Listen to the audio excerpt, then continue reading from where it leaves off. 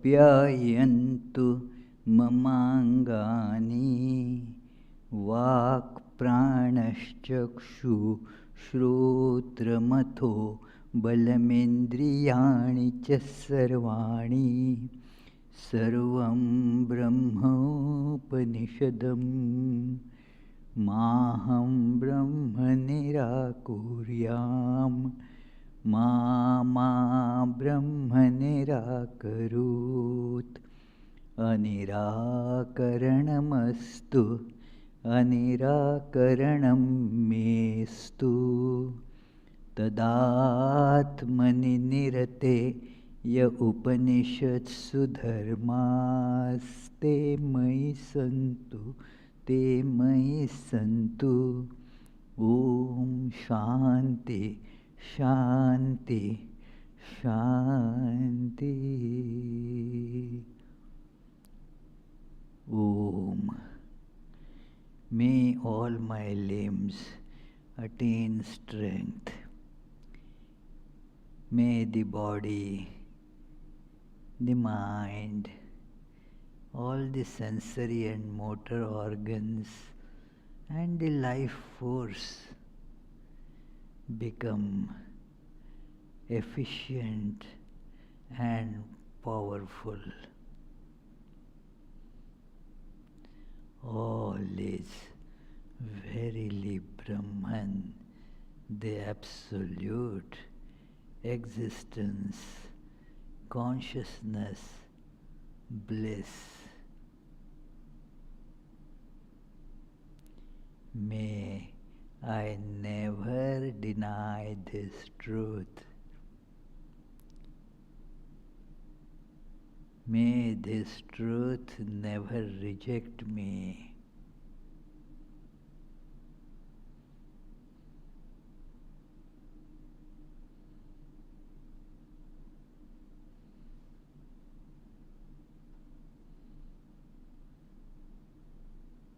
May all the virtues necessary to experience this truth in life be with me. Om. Peace. Peace. Peace.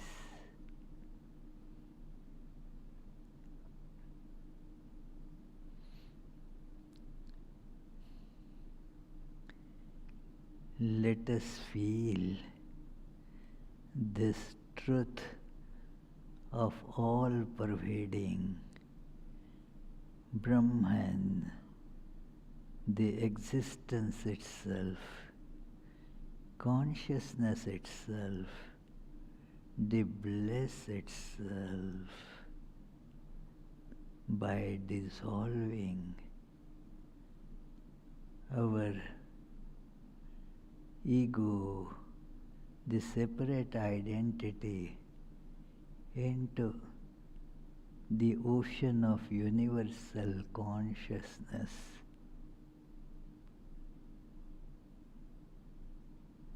Let us feel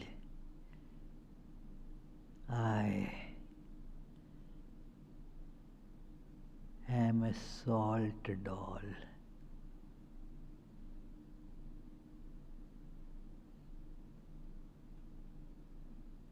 Tremendously attracted towards happiness, knowledge, and immortality.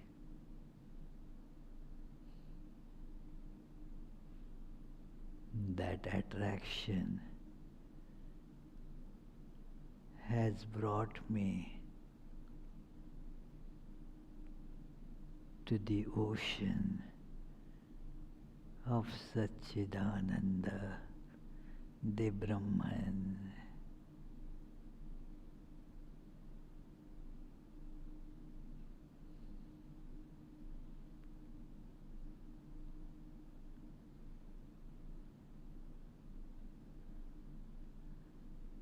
I have dived in it.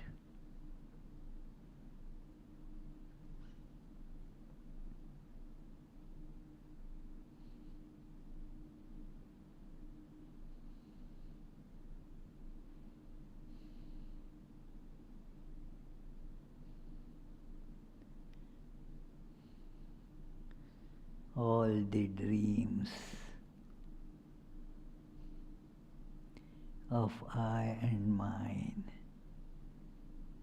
are gone.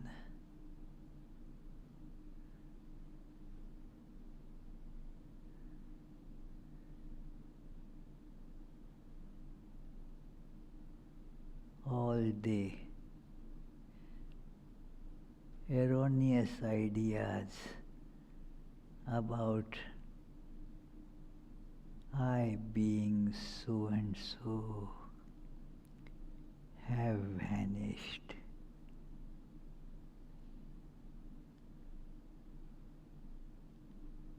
Because they were, after all,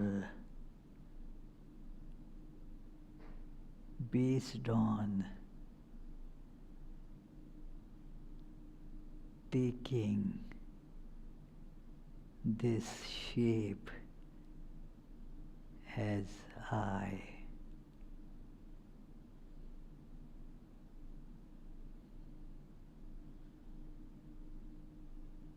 Dissolved is this shape.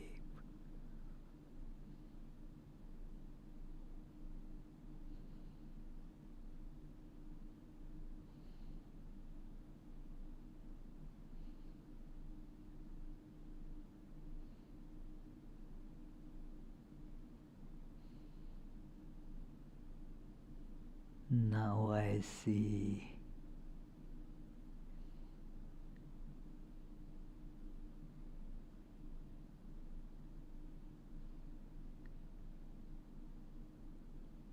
I am limitless absolutely.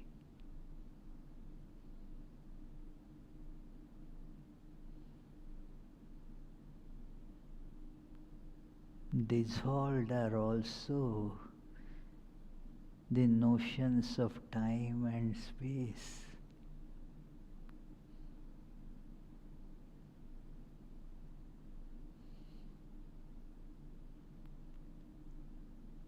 I am one without second.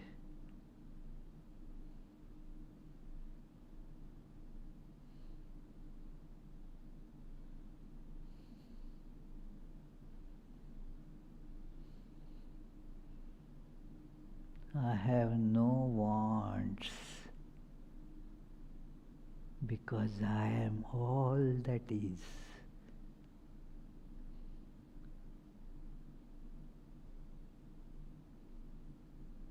Thus I am bliss itself.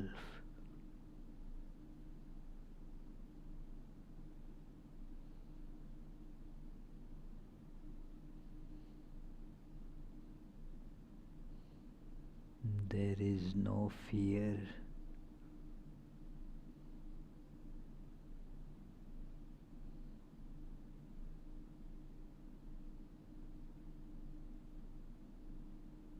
There is no restlessness.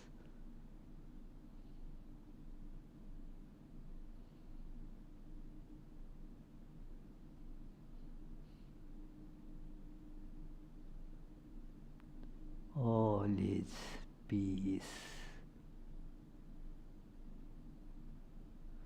infinite.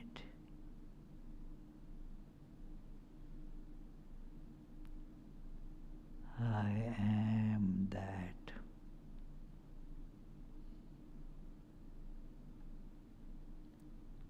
Om. Peace, peace, peace.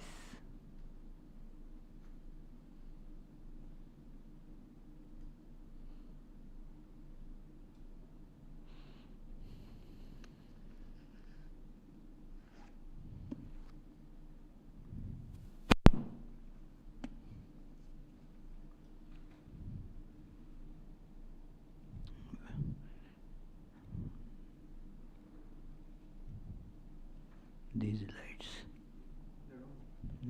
I probably will need them.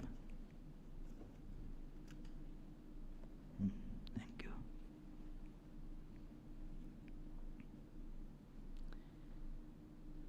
So, dear friends, let us begin. the today's discussion on this great scripture,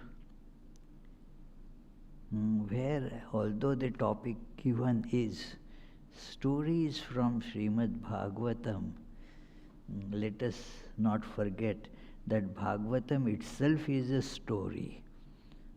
And all these stories are stories within the stories.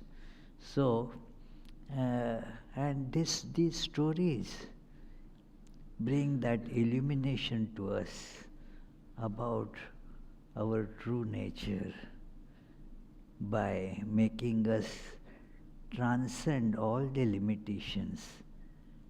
So, let us begin with our opening chant, which happens to be the first verse of this great book. Janmadyasya yatonvayaditarata Schaर्थेष्वभिज्ञस्वराट तेने ब्रह्महृदाय आदिकवये मुह्यन्ति यत्सूरयः तेजो वारिमृदां यथा विनिमयो यत्र त्रिसर्गो मृषा धाम्ना स्वेन सदा निरस्तकुहकं सत्यं परं धीमहि. That from whom creation, sustenance and dissolution of the universe take place, who is both the instrumental and material cause of it, who is omniscient, is the only one having self-mastery, being the one independent entity, who illumined the mind of Brahma with the Vedic revelation, whose wisdom is the wonder of even the greatest sages, in whom the world of the three gunas subsists, just as the combination of materials like fire, water and earth subsist in their causes without changing their elemental nature, in whose consciousness there is nothing false. On that truth supreme we meditate. We were discussing the story of Chitraketu, and in past some classes we saw that he got over the attachment for the family members, especially the son who had departed, and understood that this life is not the true life. We have to get over the attachments here, get over the false identification with form, and then merge with our true identity, the infinite. That is our true identity. Now, being attached to the form, we get confined to it, we identify ourselves as this form. That is completely erroneous, stupid idea, but we are having this stupid notions that I am so and so, I am so many years old, I sneeze so nicely, and you see, we have all these ideas about ourselves, that it is, my weight is so much, my height is so much, and I am qualified with these degrees, and I am doing this job. So many, our status in this society, all these ideas, they grab us. Although erroneous, we get caught in them, And the result is obvious, suffering. That is how we see that Buddha had told many thousand years ago, 2000 years ago, plus, so that this is all full of suffering. Actually, our own experience tells us it didn't need Buddha to tell us, but it is a reminder, it is a clear statement that there is nothing else but suffering if we identify with form.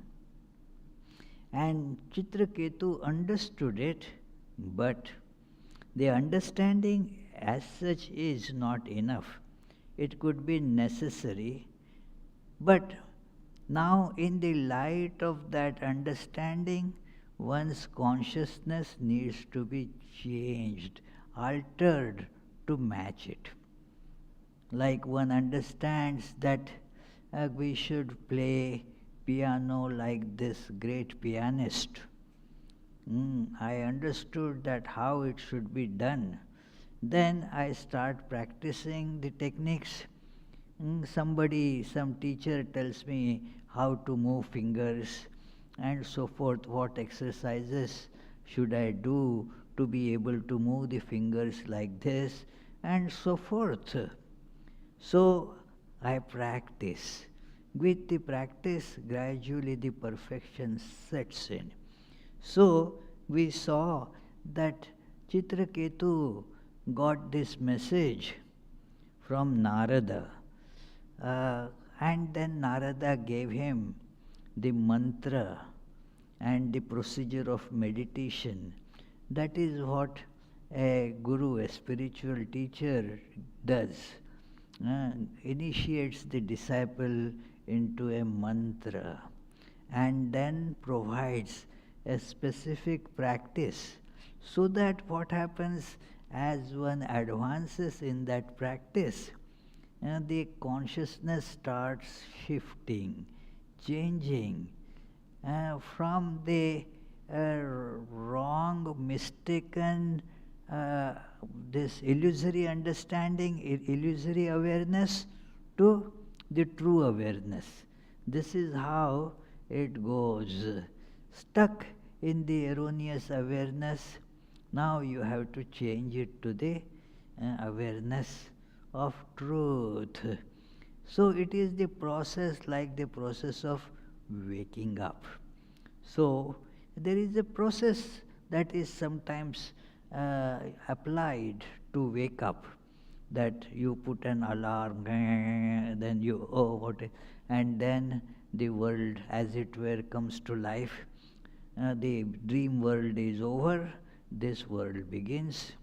So it is sometimes somebody else wakes us up, sometimes it is a call is made, sometimes just out of habit, and we shake that sleep awareness, dream awareness, and wake up to the real awareness, so-called real awareness. So as the process was going on, there is, in the meditation process, there is an Ishta, means a chosen deity. Brahman is all pervading, but to feel it, we need some kind of a particular manifestation of it that we can hold on to. It is an anthropomorphic need for us. We need it. It is because we learn here through various symbols, certain images, and so it is not wise to reject that kind of help. You will find so many people saying that what is the need of this? This is all superstition. Agreed, this is all superstition that will take us beyond superstition. We are stuck in this binding superstition, so we have to take up a liberating superstition. It is to break the bondage of name and form, we have to take up a liberating name and form. So, as Sri Ramakrishna used to tell, if the thorn pricks and gets into under your foot, then what? You pick up another thorn, and with that thorn take this out and throw away both. So this is what is done here, that take up a spiritual practice, take up a form. So that form and that name was Sankarshana, a form of Vishnu, the one who has pervaded the whole universe and is the source of attraction. Sankarshana means attraction, the same meaning to this word Krishna. And it is thus practicing he got into the presence of this Sankarshana. He sees that now. What he had been meditating on, now that has become his awareness. I am in presence of Sankarshana, my chosen deity. Now that deity will give us the knowledge. When we are there, when I am in the presence of that wisdom will shine forth. And because of the love that you had been adoring this deity, the person really, the devotee really starts praising in some hymn. So that is this praise of Chitraketu. We saw this last time, and that it is. And then you see the Sankarshana, the Ananta, the name used here is Ananta, the endless. Other things in the world, they have end, they have beginning and end. But one name of God therefore is Ananta, infinite, endless. There is no beginning to it, no end to it. It is all pervading. One was extremely pleased and said to Chitraketu, following the advice of Narada and Angirasa, you have got this vision of mine. You have become great in spiritual attainments. I pervade everything and am the untarnished Atman in all. So this is the Atman in all. One has to, this is a restatement of the great teaching in Bhagavad Gita, that I am the Atman in all, that this in all beings. This is in the 10th chapter and comes again and again, that I am the self in all. So there is no different I. Our bodies are different, and thus we mistake that our I, the soul also would be different in different bodies. That is not the case. It is only distinguished because of the shape and such other constituents which are not soul. Soul is the same in all. Like from a lake, people are taking water. Somebody takes it in a small cup, somebody in a jar, somebody in a big bucket, and so forth. Now, so many different vessels will be carrying that water. The vessels will be different, the water will be the same. So let us feel that this is a vessel, another vessel like and called Krishna is right sitting in front of me, another vessel like Yona is sitting here. So these are all what? Vessels. The truth, the reality, the soul is same. Let us hold on to this idea. The soul is safe in all. And that is where we are infinite. That is where we are bliss. Forget this, and we are miserable, constantly scared, all the time scared, running about here, hither, thither, thinking that what will happen tomorrow, and so forth. So, therefore, when you understand this, I am the Atman in all, Aham Atma Gudakesha Sarva Bhuteshu Avasthitah, that I am the, in this is Bhagavad Gita statement, I am the soul, the Atman in all. Aham Adischa Madhyascha Bhutanam Anta Evacha. These are words of Bhagavad Gita, that I am the beginning, the middle and the end of all beings. Yeah, so, and this is the truth. Just, it is in a way very simple to realize. We have to just begin, that's all. And once we begin, like the journey that we begin, then we end there. We have to take it up in right earnest. As we begin, we see this truth. It is nothing mysterious about it, and nothing secret also about it. It is the truth. Only we have to give up this erroneous idea that I am this body, which is a silly idea, meaningless. And yet we are so deeply rooted in it. In spite of all the evidence that I am not the body, we call ourselves scientific.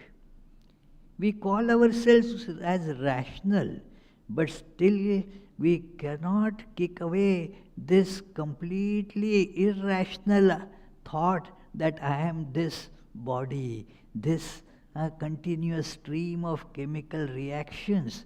Am I that? I am not that. So as soon as we understand this truth, that I am not body, we will see that I am the infinite being. I am everywhere.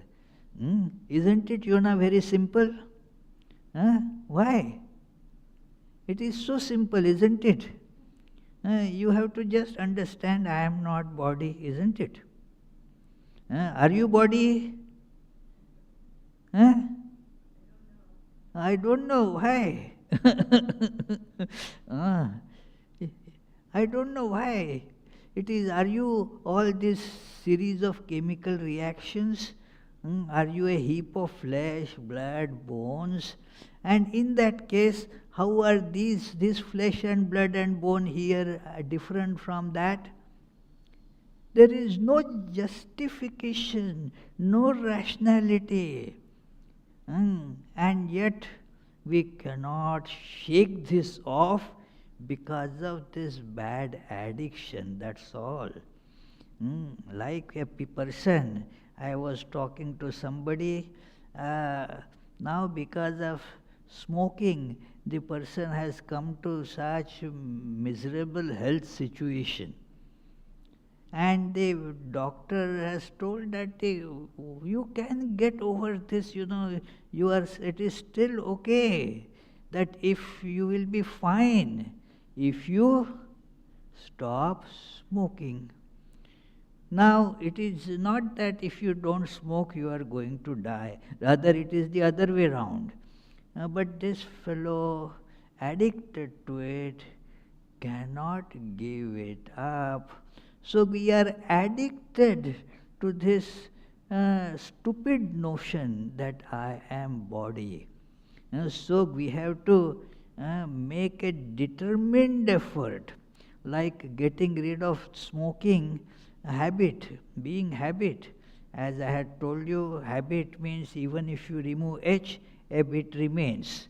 Even if you remove A, bit remains. Even if you remove this next letter, what is it? B, still it remains. So habits die hard. And this is the worst, most torturous habit, that I am body. This awareness has to be shaken away. Throw it away. It is unnecessarily we are holding on to it. And the result is suffering, worries. Do we want it? No. The remedy is so simple.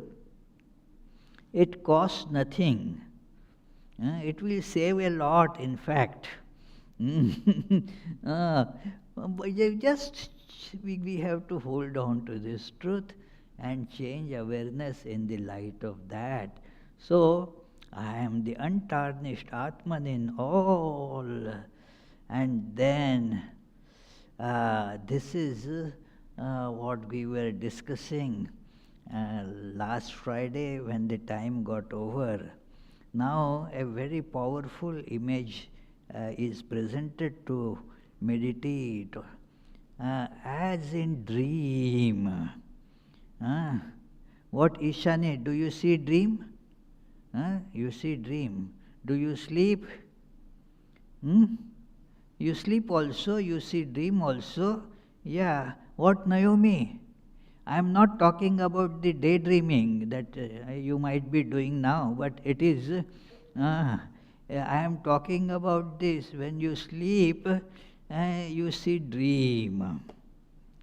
And that is a very powerful example that has been used in Upanishads, in Bhagavad Gita in a slightly different way, and here in Bhagavatam several times, that you go to dream, and then in the dream, please, observe, think about this. In the dream, you are again there in the dream.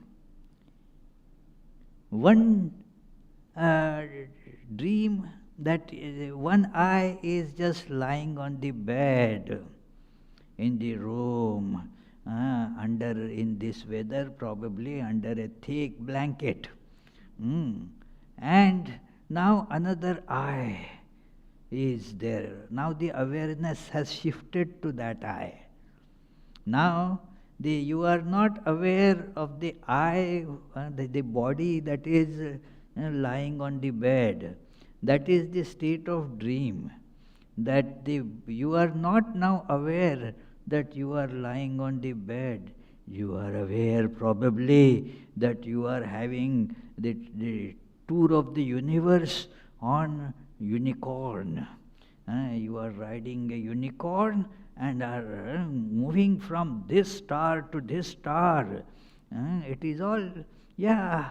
And then what happens? That dream eye.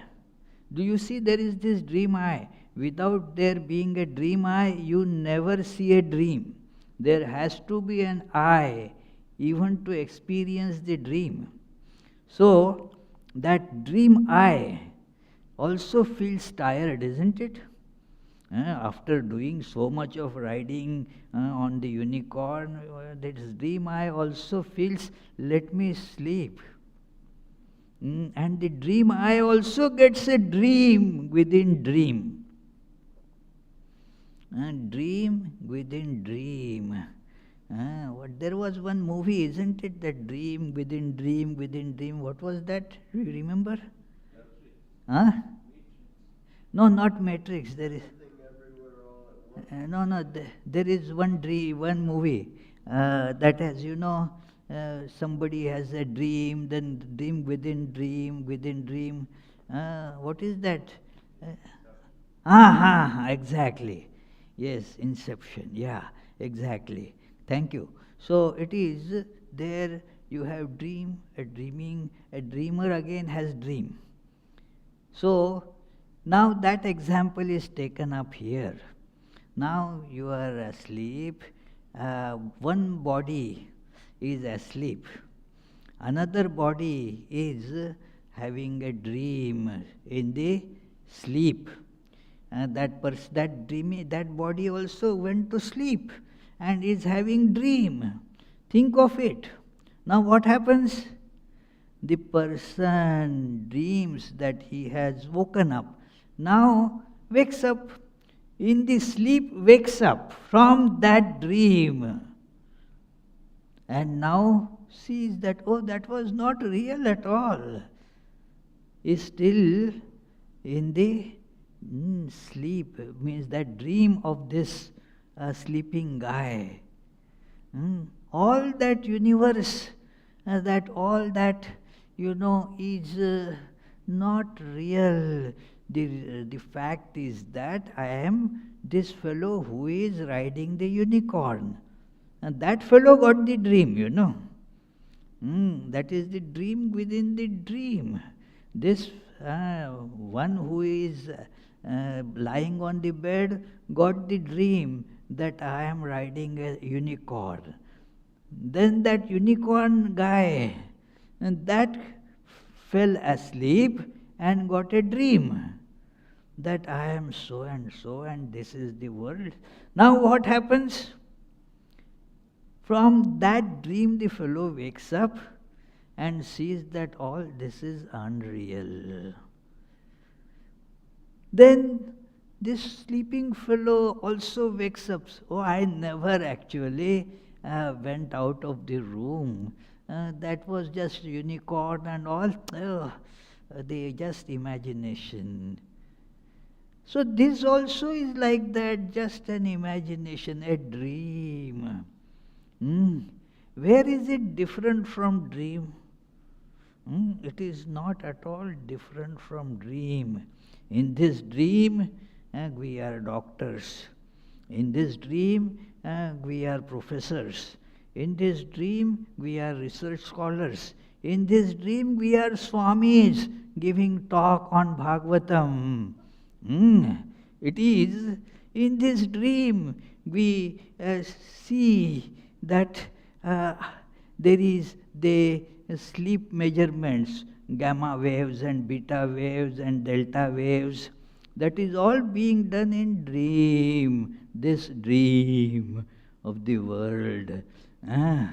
So, just see that this is just a dream, and that the sleeping and waking were in the mind only. So, this truth has to be seen here. Suvad, the everyday experience in my Maya. The Lord, this is all message being given by the Lord Sankarshana. That is what is in my Maya also. Why my Maya? It is a very important word to note. God's Maya, God's power, inseparable from God.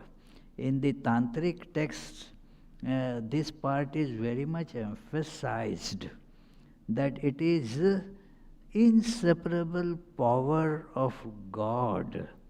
It is because of which one appears as many. It is not that in the Sankhya-like ideas, that Sankhya, this Brahman and Prakriti, two different realities. This Prakriti, Maya, that is one, and Brahman two. In some that idea of Vedanta, which is not supported by scriptures at all, they have this idea that Brahman is real and Maya is unreal. The two types of existences are assigned. One is the real existence and one is an unreal existence. That unreal existence gets a negative reality. Our mind grasps at that as that is unreal reality. That is not what is this taught in Vedanta, in Shankaracharya's Vedanta or books, or in the Upanishads, or in the examples or exemplified by the life of Sri Ramakrishna. Sri Ramakrishna therefore used to always say the Maya and Brahma. Brahma and its inseparable power, they are inseparable like fire and its burning power. You cannot separate them. This is just an analogy. That is why the Brahman, along with its power of manifesting as variety, in variety, that is to be grasped as a totality. It is the one reality. It is God who comes with the power that while being one, it also appears as many. Rooted in ignorance, we have this division, either one or many. And that is why we get always confused whether things are one or many. It is very confusing. It is, for example, this our body is, if you look at the body, this is one person. If you look at the different organs, that very thing becomes many. It is, there is no such thing that one or many. It is, everything is this Brahman, which is one and many, without any real distinction between them. So, it is, that is God's Maya. What happens to us is we take only, caught in Maya, we take only the separation to be real. Many things, I and the world. And this I therefore starts chasing the world in hope of becoming perfect and getting happiness. And so you see that chase right from the childhood, when the child starts understanding, or even without understanding. The child therefore picks up things, puts in the mouth, so that wants to become one with that. That is the idea there. The struggle for regaining that one lost oneness begins right there. We start appropriating things. That is being caught in Maya. But for God, there is no Maya, means being caught in Maya. That is God's power. It doesn't affect God. As Sri Ramakrishna used to say, that God is the Lord of Maya. We are the slaves of Maya. The two different things. He used to give this very nice analogy that this a poisonous snake, say cobra, has poison all the time in its mouth. But that doesn't kill the cobra. But if the cobra bites somebody, then better start preparing for the cremation or burial, whatever, It is, the fellow is gone. So it is like that. So, during the normal waking state also, it is this. Just let us feel this, friends, that this is not as real as we see, because that it is just identification with body. I am this, and then these are my parents, and this is my dad, this is my mom, this is my spouse, these are my children, and all that. Sometimes because of that we become elated, sometimes because of that we feel depressed. This is because of this holding on to that which is not real. So we must shift our life to learn to hold on to the truth. Are you getting it, Krishna? There has to be this shift. hold on to that which does not change. So it is, so Sankarshana gives this teaching further. As the sleep of delusion is over, one does not see any difference and achieves union with me in the state of supreme bliss. Now, as we were meditating in the beginning, the identification with shape, name is gone. And then automatically the one without second remains.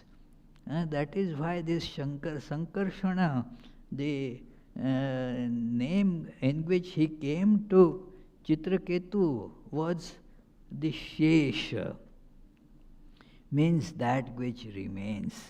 And this is a Sanskrit word Shesh. Means that which remains. In many Indian language, that is how the word is used. Shesh is the name of God because that remains. It cannot be destroyed. Like you have the clay pots, and the pots get broken. It is that somebody was telling the other day, one guest, she was very sad that she broke that glass bulb in the lampshade. It fell and it broke. I said, well, that is how they break. They are like that. It is, but the shapes break. The substance is unbreakable. You cannot break. They say the clay pot is gone, but the clay remains. So these pots, they are made, they grow old, develop cracks, that is called old age, It is, we develop many cracks, many difficulties, and one day it is broken.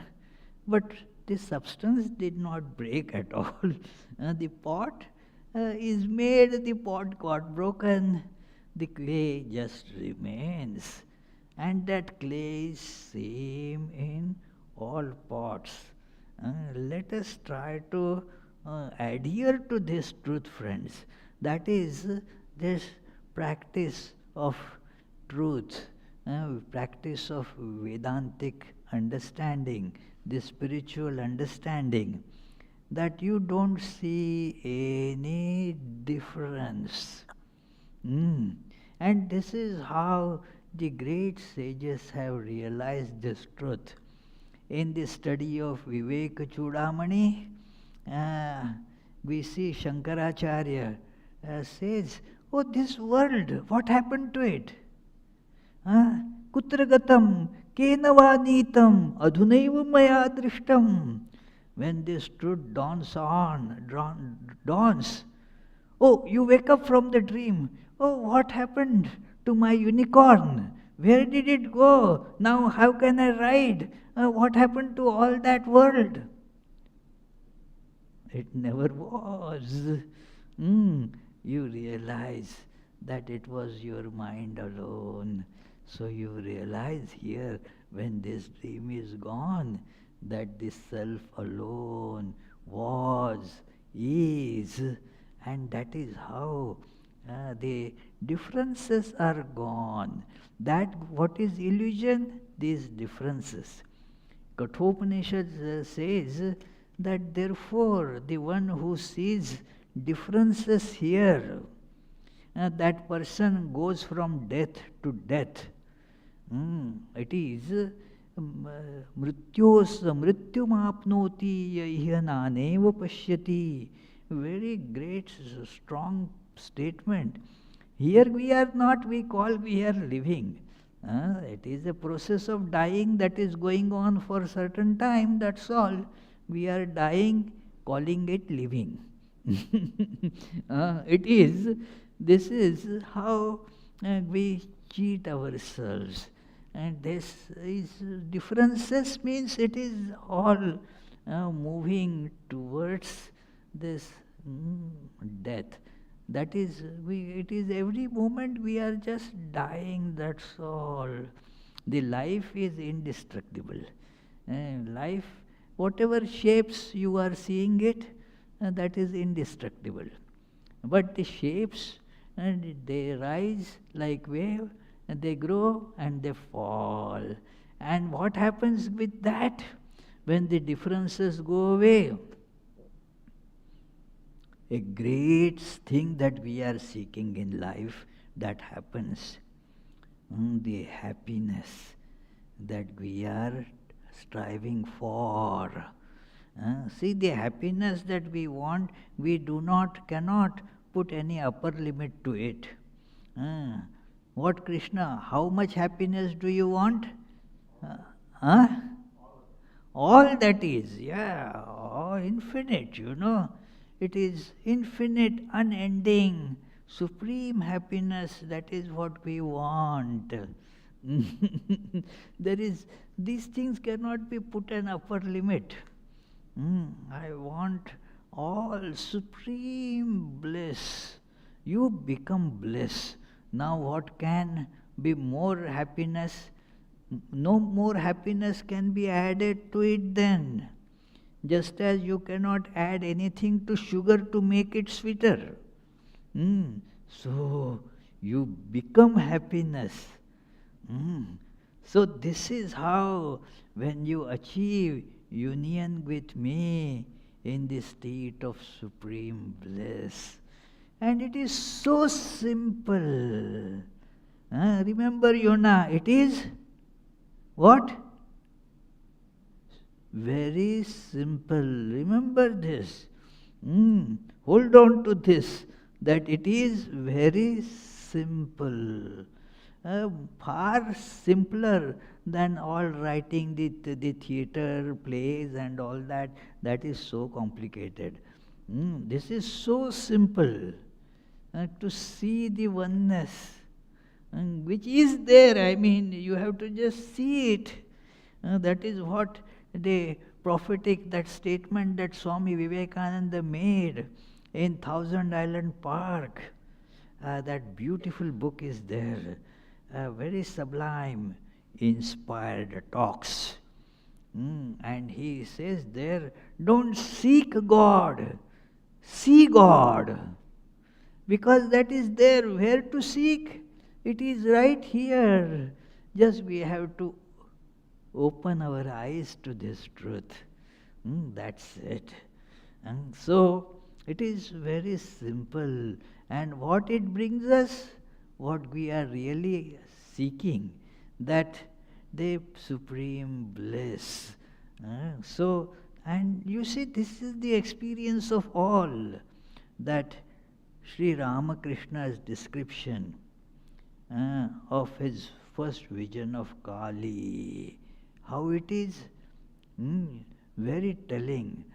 This is, I am quoting this from the introduction from the Gospel of Sri Ramakrishna, but this is also there in many other biographies of Sri Ramakrishna, including Sri Ramakrishna and the great Sri Ramakrishna, the great master. So he himself describes it. The buildings with their different parts, the temple and everything else, vanish from sight, leaving no trace whatsoever. And in their stead, I saw a limitless, infinite, effulgent ocean of consciousness, as far as the eye could see. Now this is a description, so Sri Ramakrishna has to use words. But we should not think that this eye, in Gospel of Sri Ramakrishna class on Tuesday, Sri Ramakrishna was explaining, you cannot see that with this eye. You have to transform this physical awareness for that. So, as far as the eye could see, it is that eye. The shining billows were madly rushing at me from all sides with a terrific noise to swallow me. Swallow me. I was panting for breath. Because all that I was caught in the rush and collapsed. Uh, Collapsed, unconscious. What was happening in the outside world I did not know, but within me there was a steady flow of undiluted bliss, altogether new, and I felt the presence of the Divine Mother. This is the Divine Mother. Here, the picture is a depiction of that incident. Sri Ramakrishna goes to that tremendous yearning for realization of what is truly the Divine Mother or God. And then, in kind of frustrating, agonizing, that urgency for it, he said, what more can be done if I cannot realize God in this life? Let me end the life. And so, in the Kali temples, there is that sword hanging there. He took that sword to just kill himself. This is actually a analogy. What is he going to kill? The I-ness, the ego, that was getting slaughtered, not just the body. It is not like a person getting, depressed, killing oneself. Not like that. This is killing the false I. And as this killing of the false I happens, the true I emerges. This is the truth. That is, it is, the forms are all gone.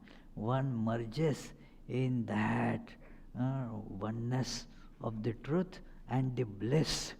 This is what an undiluted bliss.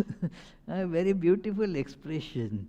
Our whatever joy we get happy in this world, not worthy of the name bliss. Some little pleasures here and there, they are diluted. Adulterated would be better word, I would say. That it is because the forms, really it is a state between two miseries that we see as the state of happiness. So, this is not like that. This is the undiluted, total, becoming bliss. So, this is what Sri Ramakrishna experienced, and then he kept on experiencing this for on every now and then he would get into this state of samadhi. It is his he said that is the natural state of mind. For the sake of you people, somehow I deliberately bring myself down to the state of form and name so that I can tell you something. So this is how things are. Now the Lord Sankarsana continues. When one reflects on both the waking and the sleeping states, it is not just having the states. We all have those states. We just confirmed everybody has dreams, everybody sleeps, everybody is awake. The difference is we do not reflect on it, we do not ponder on it, we do not really study this one very important fact in these three different states, that one becomes aware of the persistence of the same I consciousness. Hmm. When woken up, Krishna will say, yes, I was dreaming, or I was sleeping. Not that somebody else was dreaming. What persists in these different layers of, waking, and dreaming, sleeping, and all other varieties of this state, the same one unchanging I witness. The witness means in the sense that it doesn't get affected, it remains the same. We never experience that somebody else was dreaming. You know that you were dreaming, but in the dream you have become like this. The state was different, but you were just the witness of states.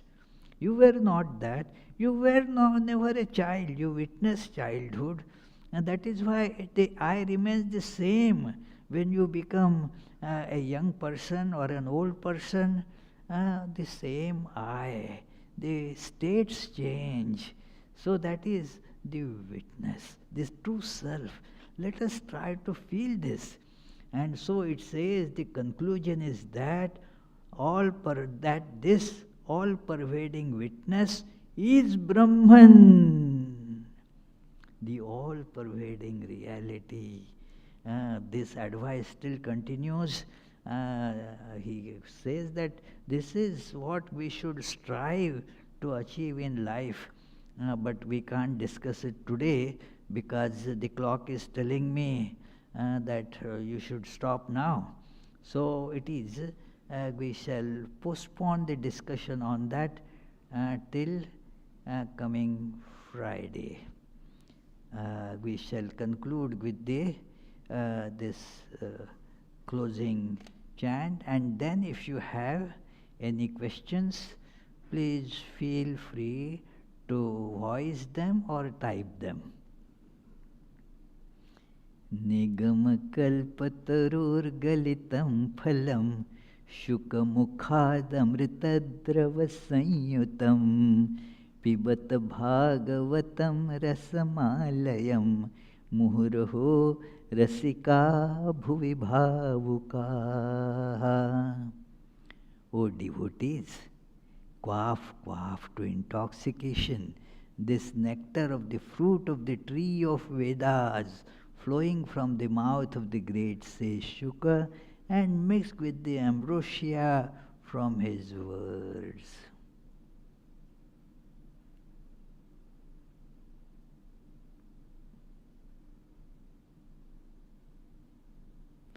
Any questions?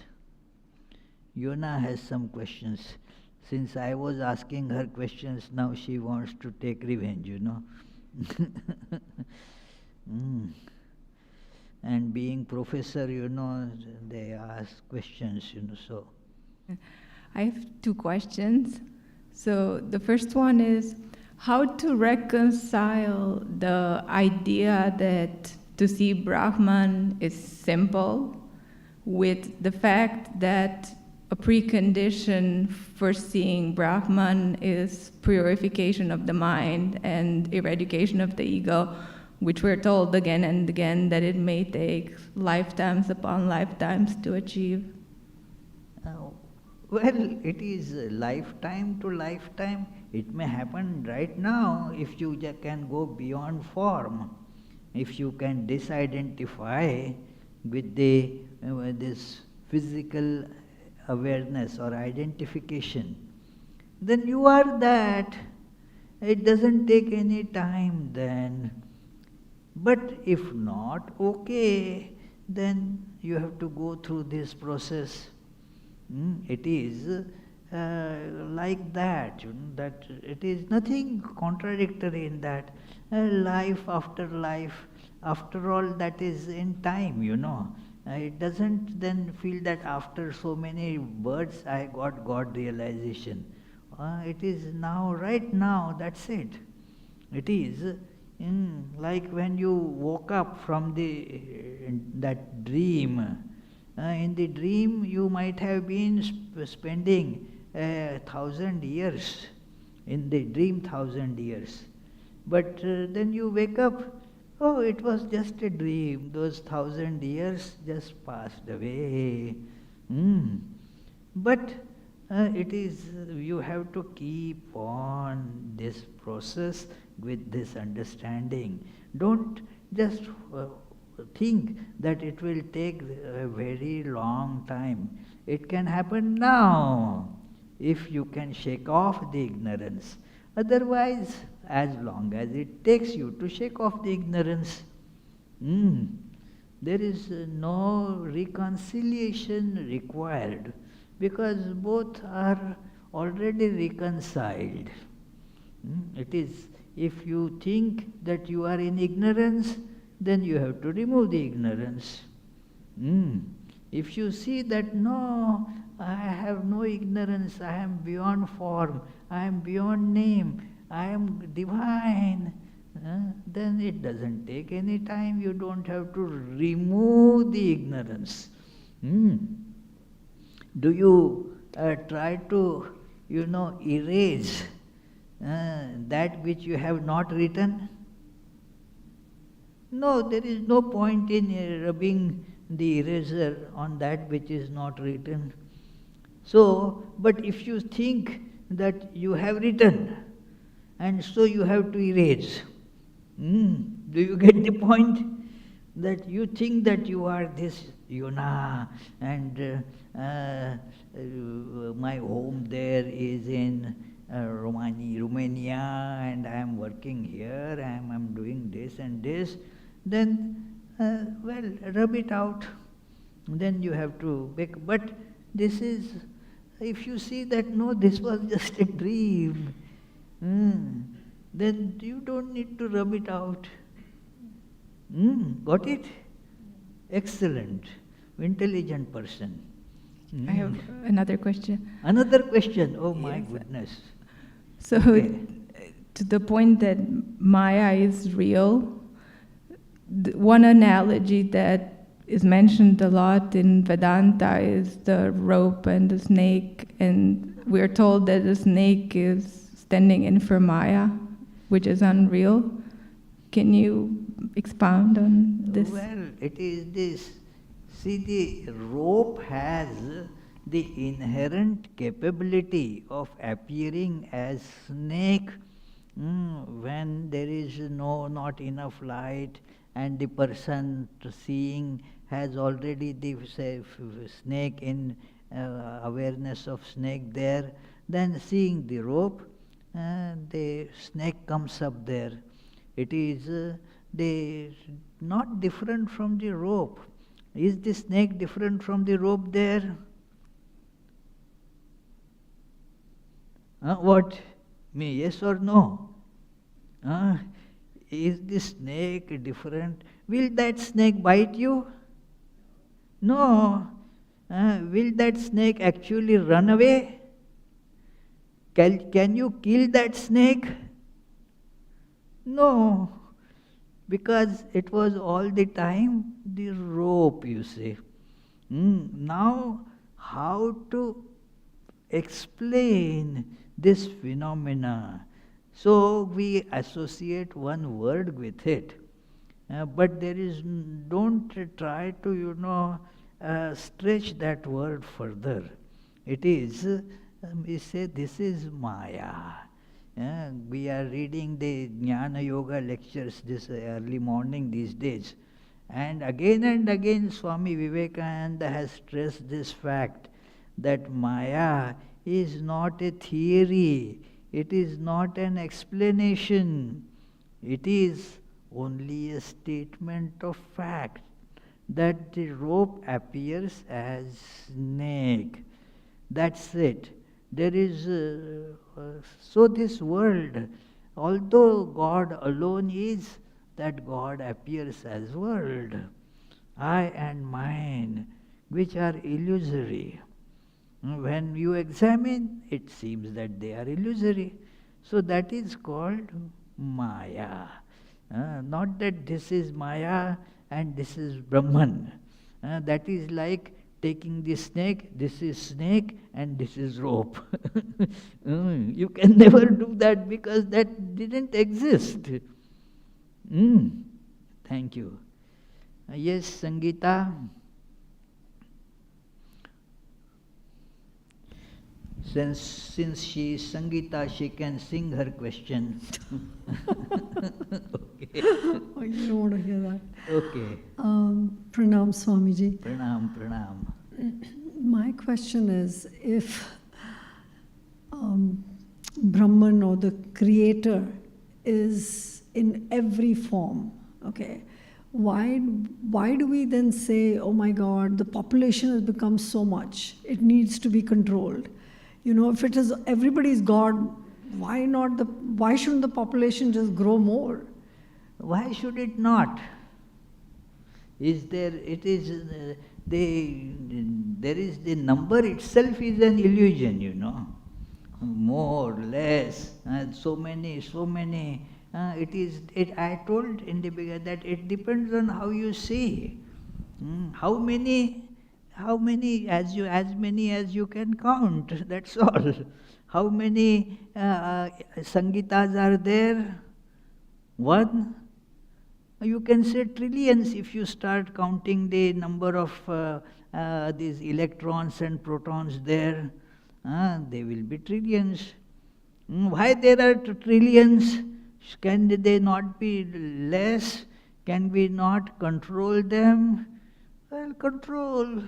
What is it? It is a social measure that changes. Sometimes the society needed more human beings, so they grow. It is when they require less, you take measures to cut it down. So much population, it is. So many other species have become extinct, not there. So human beings have taken their place. Some jokingly said that they all have become human beings. Means without giving up their tendencies, why human beings behave like animals? Because they are animals having taken the human form. So it is like that. The Atman alone is, that's it. There is no less number or more number. That is, you want to curb the population, okay, very good. Because we want to coexist with ecology and all that. That again is part of Maya. It is so, but we have to, in the relative sense, we deal with it. That's the only thing, we have to play our part in this drama. It is a drama of ecology, So to maintain ecological balance is the that story that is being put into the theater, and Sangeeta is an actor there, so has to do that part. So that is like that. There is no reality to that. Many or no, it is all illusion. God alone is. Any other question?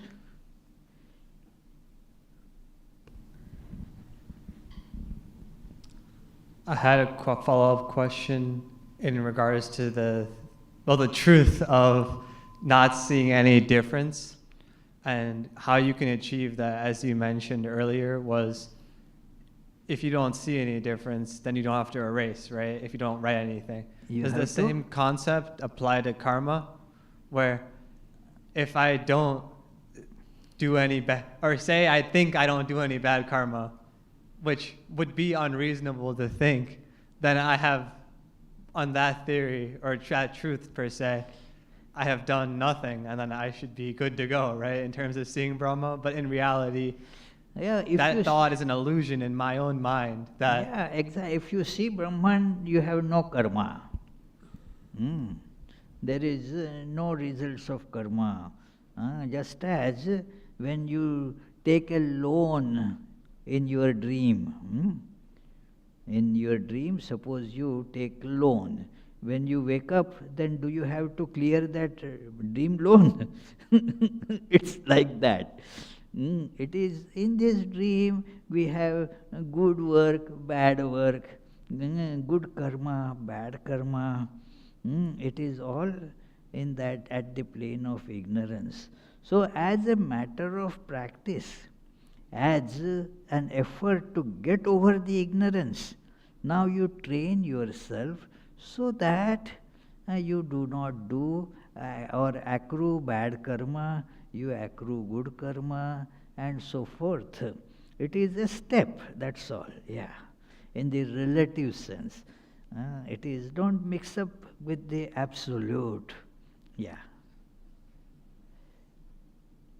Is there any question upstairs? No. Okay. So we shall conclude with our closing chant.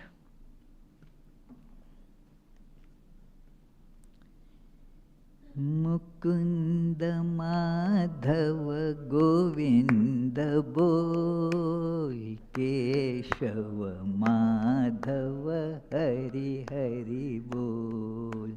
Mukunda Madhava Govinda Bol, Keshava Madhava Hari Hari Bol. Hari Hari Bol, Hari Hari Bol, Hari Hari Bol, Hari Hari Bol. Krishna Krishna Bol, Krishna Krishna Bol, Krishna Krishna Bol, Krishna Krishna Bol. Mukunda Madhava Govinda Bol, Keshava Madhava Hari Hari Bol, Keshava Madhava Hari Hari Bol.